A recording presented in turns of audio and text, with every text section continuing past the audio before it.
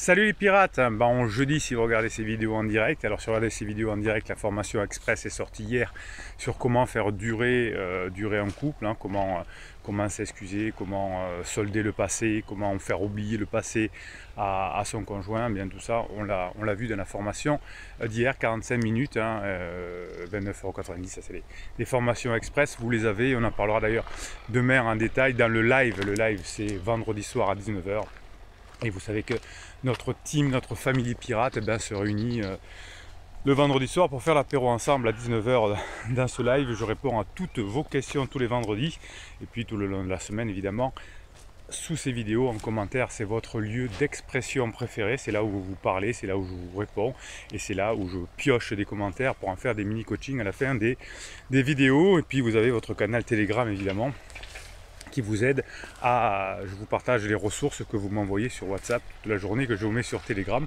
Qu'est-ce qu'on fait aujourd'hui? On va essayer de comprendre pourquoi une personne en crise se plaint tout le temps, râle souvent, en tout cas pas tout le temps bien évidemment, mais pourquoi pourquoi on râle, pourquoi il y a des personnes qui râlent plus que d'autres.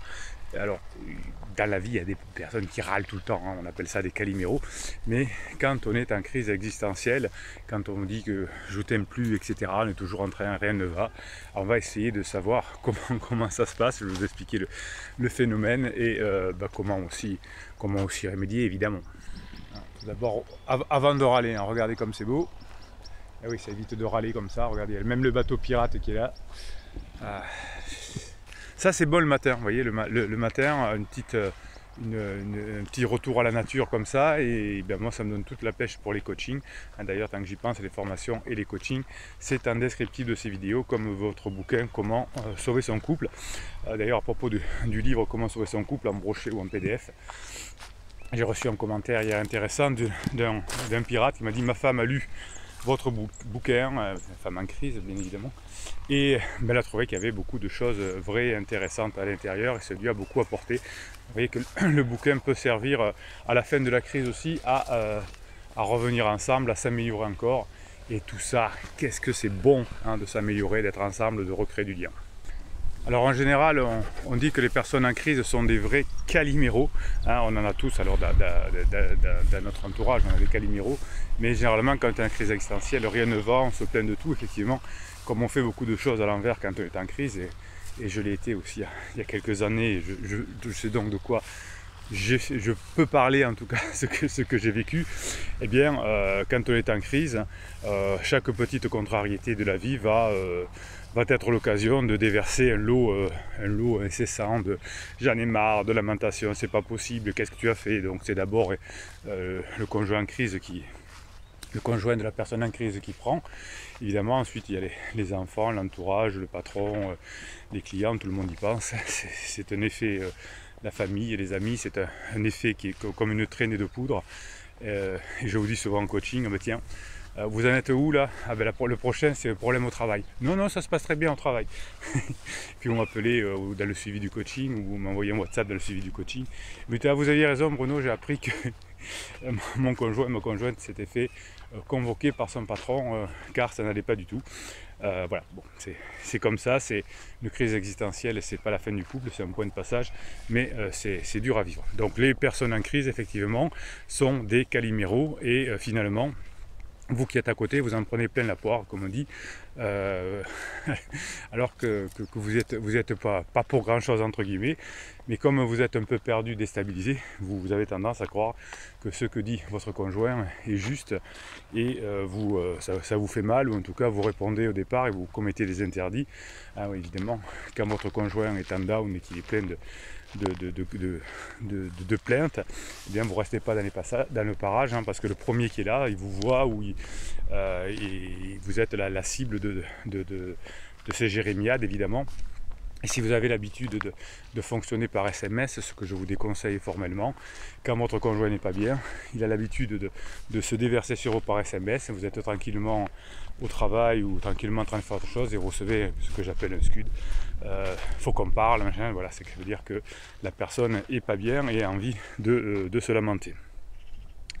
Donc la personne en crise finalement va se lamenter, et va abîmer les relations. Et finalement, cette plainte qui peut-être au départ est négative, si vous y réagissez, n'est pas négative, pardon, une plainte n'est pas forcément négative, mais comme on y réagit mal et que ces plaintes sont cumulées et qu'on se sent en danger, qu'on a peur, on a nos blessures de l'enfance qui ressortent, la peur d'être abandonné, la peur d'être rejeté, la peur d'être trahi, la peur de l'injustice, la peur de l'humiliation. Et effectivement, quand son conjoint est en crise, on lui répond. Et là, cette plainte qui n'était pas négative au départ, pas forcément négative, se transforme en conflit permanent. Donc il y a différents types de plaintes chez les personnes en crise. Bon, il arrive tout le monde de se plaindre quand on est agacé, quand on est fatigué, quand on est une journée de eh bien finalement on a besoin de se lamenter un bon coup, et ça libère les tensions. Ça ne veut pas dire que nous sommes mécontents, etc. D'ailleurs, souvent dans la phase 2 du couple, on ne comprend pas ça. Votre conjoint arrive à la maison, il a besoin de se plaindre de son client, de son patron, du temps, de je ne sais pas quoi, et vous apportez des solutions. Surtout si vous êtes un bonhomme, quand une femme se plaint, on a tendance à malheureusement lui apporter des solutions, alors que la plainte au départ vient juste pour libérer des tensions. Donc l'idée c'est quand votre conjoint est en crise, de ne pas être là au moment où la personne a besoin de libérer ses tensions. Elle a besoin de libérer ses tensions. Si vous n'aimez pas ça, bien faites en sorte qu'elle aille les libérer contre pansement par exemple, ou contre son patron, mais pas contre vous. Sinon on va avoir des conflits compulsifs. Il y a un bouquin qui s'appelle d'ailleurs le syndrome de Calimero, qui pourrait s'appliquer d'ailleurs aux criseux. On peut rappeler c'est no Calimero. C'est vraiment trop injuste, rien ne va. Pendant des années tu m'as spoilé, ma vie, les enfants m'ont spoilé la vie. Donc on pourrait avoir ce petit syndrome de Calimero. Donc finalement, se plaindre, c'est le résultat d'un véritable besoin qui est souvent exprimé avec plus ou moins de maladresse.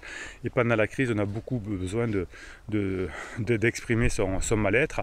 Et finalement, la lamentation devient une source de discussion avec vous qui finit par des conflits, en tout cas quand vous n'êtes pas des pirates et que vous n'avez pas regardé encore cette vidéo.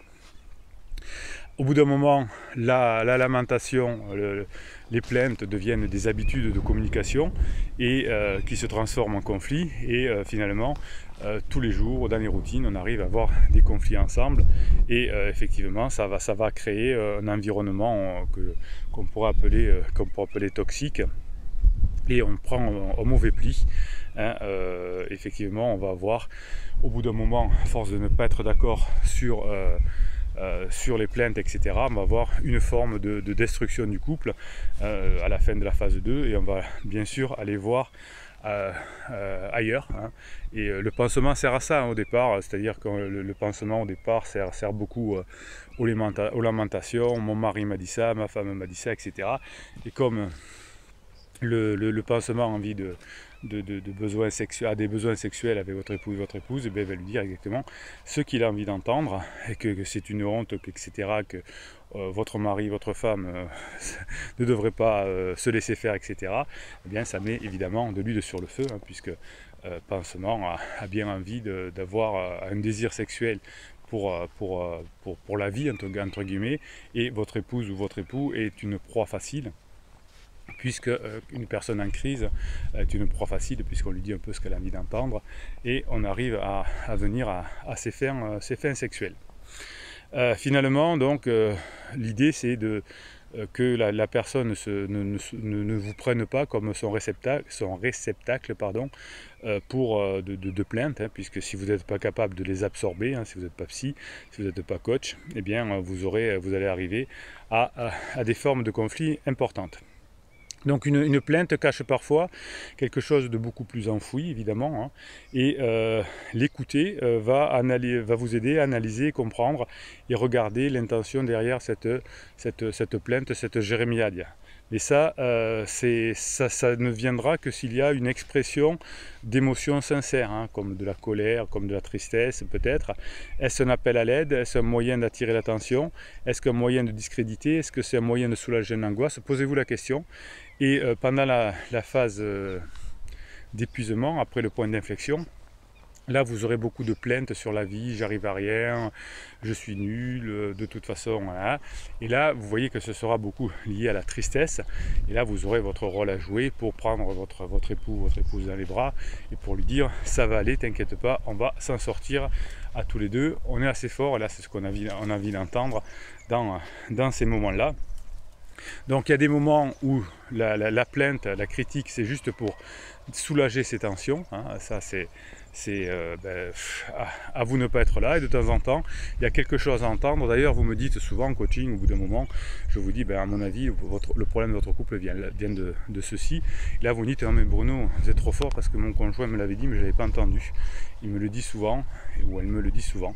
Effectivement, on envoie ce que j'appelle des tutos, hein, des messages, et ça, dans certaines plaintes, ça arrive à ressortir. Donc, essayez de faire la différence entre juste la plainte, j'enlève mes tensions, et la plainte où il y a des choses à arranger.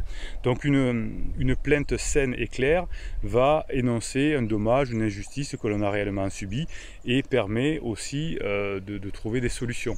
La vraie plainte en disant, tu vois, quand tu m'as dit ça, je me suis senti comme ça, et j'aimerais qu'à l'occasion, j'aurais préféré que tu réagisses comme ça. Donc là, il y a à la fois une demande, une proposition de solution, et c'est déjà une vraie demande. Donc la plainte peut aller du simple soulagement à la construction d'un passage de reproche petit à petit à demande. Et vous savez que quand votre conjoint est en crise, vous allez faire des demandes, c'est important de faire des demandes pour garder le lien, mais surtout pas de reproches. Et vous savez, en coaching, vous me dites souvent, je ne sais plus ce que c'est une demande, je ne sais plus ce que c'est une plainte, donc je vous le réexplique à ce moment-là. Et là, vous dites, ah ouais, finalement, on a eu que des reproches dans notre couple et pas souvent des demandes. Donc cette plainte saine va vous aider, hein, et il arrive finalement que si on n'écoute pas les plaintes quand elles sont fondées, explicitées, avec une proposition de solution, eh bien on arrive à la frustration et à la phase droit du couple où on va voir ailleurs si l'herbe n'est pas plus verte. Donc parfois la plainte peut aller jusqu'à un appel au secours, hein. Donc finalement il vous faut apprendre à écouter et à déterminer quelle est la forme de plainte que vous donne votre conjoint en crise. Si effectivement on se plaint trop, et au bout d'un moment on va s'enfermer dans un mode de communication, et ça va être le syndrome du loup, à force de crier au loup, eh bien il n'y a plus d'effet, hein. En revanche, si de temps en temps on fait une demande bien posée, bien formulée, eh bien là ça va améliorer le couple. Donc vous voyez qu'il y a autant de types de plaintes que de profits, hein. Souvent la personne en crise est dans la première partie, c'est-à-dire qu'on se sent tellement en inconfort que l'on a besoin de se vider, que vous avez pris des mauvaises habitudes et que vous êtes devenu la cible finalement de l'amélioration des tensions de votre conjoint. Donc là on en sort, quand c'est comme ça on ne reste pas dans les parages, quand la personne est en down. En revanche, quand c'est des plaintes qui sont plutôt liées à des demandes avec éventuellement des propositions de solutions, bien là on peut écouter. Ça peut arriver au moment des retrouvailles que l'on ait ce genre de choses, et entre les deux il y a la vraie plainte au moment de l'épuisement, où j'ai besoin de me confier que ça va pas, que j'arrive à rien, et que heureusement que le conjoint est là. Vous voyez, donc 3 types de plaintes. Allez, je vous les redis. Je vide mes émotions, donc là on reste pas dans les parages, elle va les vider sur émotion, sur pansement, votre conjoint va vider sur pansement s'il veut. L'épuisement, où vraiment j'ai besoin de me confier que rien ne va, et ensuite la vraie plainte finalement, avec une proposition de solution qui est finalement une demande. Voilà, vous avez tout ce qu'il vous faut maintenant pour apprendre à analyser les réactions de votre conjoint en crise.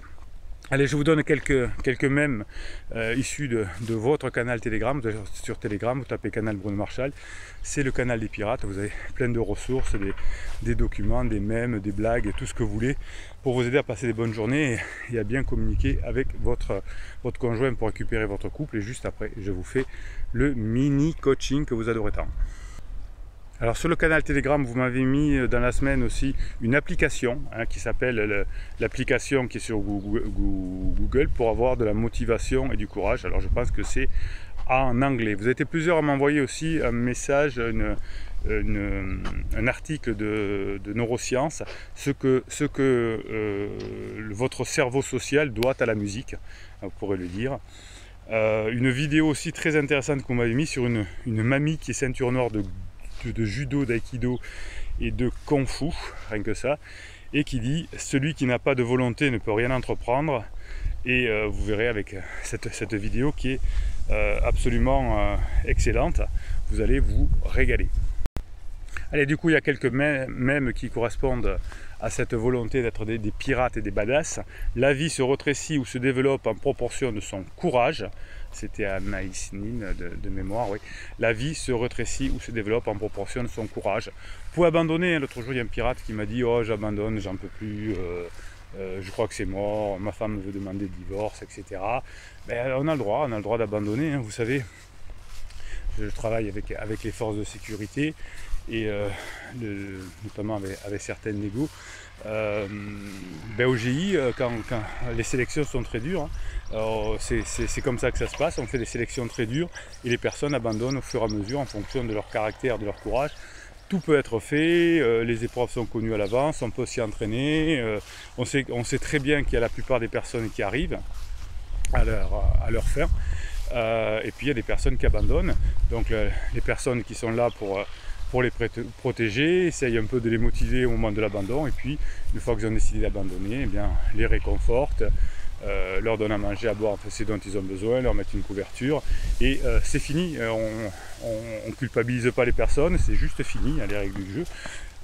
Si vous abandonnez, vous avez le droit d'abandonner, mais c'est fini. Ben là aussi, c'est pareil, hein. Vous savez que la plupart des pirates arrivent à récupérer leur couple, et qu'il y a des personnes qui préfèrent abandonner, c'est comme ça.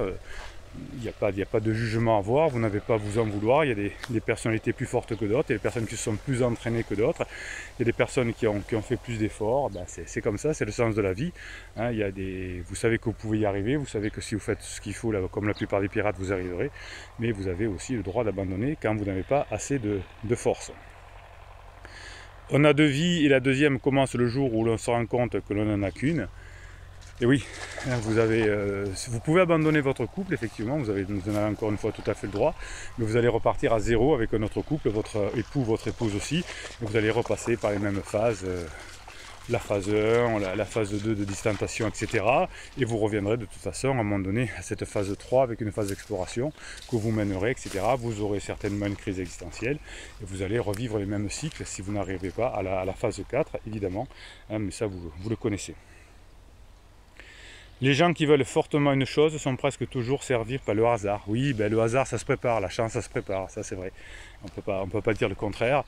Donc si vous faites des formations, si vous faites les coachings, plus vous faites de formation, plus vous faites de coaching, ben, plus vous avez de probabilités d'y arriver, évidemment. Hein, la vie c'est des maths, c'est de la science, hein, c'est des probabilités. Hein, plus votre but c'est donc de multiplier les probabilités d'y arriver. Et plus on fait de choses, ben, plus on arrive. Il faut laisser le temps au temps, c'est souvent lui qui nous ouvre les yeux et apaise nos douleurs. Oui, voilà. Ben, plus vous travaillez, plus vous vous mettez en accord, en mèche avec le temps, et le temps devient votre serviteur. Si vous vous énervez, si vous ne bossez pas, si vous laissez passer les choses, ça ne sert à rien de s'allier au temps en demandant à son avocat, par exemple, de faire traîner une procédure, si pendant ce temps, on ne travaille pas à montrer qu'on a changé et à passer des bons moments avec son conjoint. Ça ne sert à rien. Allez, un mini coaching, on se régale. Est-ce que ça va parler de vous? Ben, vous adorez les pirates, hein. Vous adorez que je parle de vous. Et moi j'adore parler de vous, donc ça tombe bien. Allez, un message Sylvie que j'ai eu en coaching cette semaine. Coucou la team, un témoignage pour vous indiquer. Alors moi j'aime bien les témoignages des pirates parce que ça vous inspire et ça vous montre que vous vivez à peu près les mêmes choses. Ou ça vous donne des bonnes nouvelles évidemment. Alors qu'est-ce qu'elle nous dit Sylvie? J'ai découvert hier en tombant sur des échanges de personnes de ma belle famille qu'ils se sont unis pour préserver l'unité familiale. Ça c'est bon ça. L'un d'eux indique en début d'année avoir pris les choses en main et que pansement a rompu avec mon mari. A suivi semble-t-il une période durant laquelle mon mari n'était pas bien, ça vous étonne? Là, vous savez que le pansement finit par se terminer. On en avait souvent parlé avec Sylvie dans les coachings. Elle dit non, elle est très forte, elle est attachée. Le pansement se terminera, se décollera. Et vous voyez que vous apprenez aujourd'hui que c'est ce qui s'est passé. Ils l'ont soutenu, ils l'ont logé il y a quelques semaines, échange pour indiquer que mon mari va mieux, que de toute façon il veut revenir et ne se voit pas divorcer avec une famille recomposée. Oui, un monsieur sort de sa crise petit à petit. Dernière chose, ils ont aussi évincé les copains de son milieu pro, proches de pansement. Ben oui, effectivement, une bande de criseux se réunissent en même temps pour diminuer leur inconfort, vous connaissez bien. Ça m'a fait un choc de lire tout ça, car j'ai toujours pensé que ma belle famille n'avait aucun contact avec pansement. Mais voilà, il ne faut surtout pas penser. Hein. Quand chaque fois que vous dites j'imagine, je pense, j'ai l'impression, je vous tire les oreilles, les pirates. Eh bien pas du tout, je suis très chamboulé de tout ce qui s'est passé dans mon dos sans que personne ne m'ait jamais rien dit. Ben, vous voyez qu'il y a des choses, il y a des personnes bienveillantes comme les pirates, comme cette team, cette communauté qui vous aide. Et c'est pour ça aussi, Sylvie, que vous êtes revenu avec votre conjoint. Alors, Sylvie répond ensuite à Neigeline. Il s'agit du clan dont souvent parle Bruno. Autrefois, la famille était protégée par le clan, oui c'est vrai. Mais tu sais, je ne suis pas dupe non plus, je n'ai vu dans leurs échanges aucune parole empathique me concernant. Ce qu'ils ont fait, ils ne l'ont pas fait pour moi, mais pour sauver l'honneur de la famille. Pas trop de suppositions, Sylvie, on n'en sait rien. En tout cas, ça a été fait, c'est l'action qui compte. Et effectivement, c'était une action qui allait dans le bon sens pour protéger les intérêts des uns et des autres, le vôtre, ceux de vos enfants, ceux de votre mari. Dans cette famille-là, très traditionnelle, on ne divorce pas, et pour mes enfants aussi, je pense. Oui, bien sûr, ils l'ont fait pour les enfants. L'adultère, au fond, bah, elle s'en remettra, Sylvie. Ben, évidemment que l'on se remet de la crise existentielle de son conjoint, on revient ensemble, quand toutes les planètes sont alignées, comme on le dit actuellement, et que c'est la mode. Donc voilà, vous savez qu'il y a toujours des rebondissements dans les affaires, et là ça a été un des rebondissements qui ont fait que Sylvie a pu, comme la plupart des pirates, revenir avec son conjoint également. Lionel Le Kiv dit bonjour à tous, qu'est-ce que ça fait du bien de vous écouter capitaine, merci. Blague de criseuse pour Telegram. Criseuse, ça c'est Max 73. Criseuse regarde le courrier que je vais certainement recevoir. Non, regarde le courrier, elle dit je vais certainement recevoir une contravention. Max dit ah mince, ok je te tiens au jus. Réponse de criseuse, comment ça tu as jeté mon courrier? Oui, ah oui, on n'est pas très attentif effectivement quand on est en crise, on suit ses idées. Ah là là là là. Max 73 dit qu'est-ce que c'est le mindset, l'état d'esprit quoi? Oui, un état d'esprit de guerrier. Alison dit bonjour la team, on démarre la semaine avec la patate, très bien. Bruno Nono, soyez vous-même, vivez pour devenir la meilleure version de vous-même. Patience, Bruno, en parlant de votre livre, ex-criseuse vient de le lire. Ah oui, ben là c'est le message que j'avais vu, que je vais parler tout à l'heure. Beaucoup de vérité pour elle, et il va nous aider pour le futur. Vous voyez encore un couple qui revient ensemble. Tout à l'heure c'était Sylvie, c'est monsieur qui revient. Et là pour Bruno Nono, c'est madame qui revient. Donc tout ça c'est pour faire taire les imbécilités que j'entends. Les femmes ne reviennent jamais, ou les hommes reviennent toujours, ou j'en sais rien, ou l'inverse. J'en entends tellement. Oui, les femmes reviennent, oui, les hommes reviennent, à condition de faire ce qu'il faut. Voilà, allez, écoutez, on se retrouve demain pour la vidéo du jour, et demain à 19 h pour le live. N'oubliez pas la formation qui va vous permettre de solder le passé avec votre conjoint, c'est la formation express, et les formations et les coachings, vous les avez en descriptif de cette vidéo, et le fameux bouquin également. Allez, Bruno Marchal, il vous dit à très bientôt.